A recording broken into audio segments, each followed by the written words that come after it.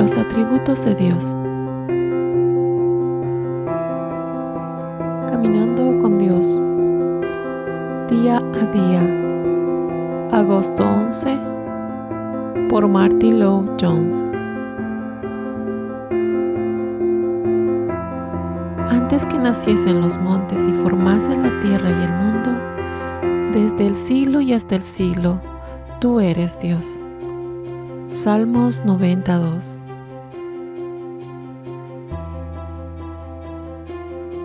Ahora consideraremos algunos de los atributos de Dios, y por atributos me refiero a algunas de las perfecciones de Dios, para decirlo de otra manera, algunas de las virtudes de Dios. Pedro dice en su primera epístola, para que anunciéis las virtudes de aquel que os llamó de las tinieblas a su luz admirable. Primera de Pedro 2:9.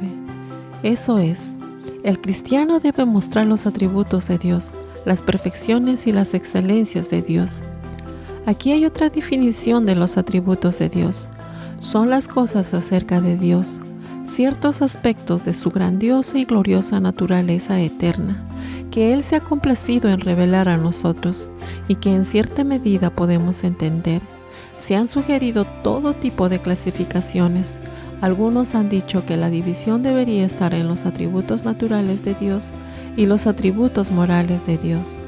Es decir, en los atributos que pertenecen a Dios en sí mismo y aquellos que tienen una especie de implicación moral.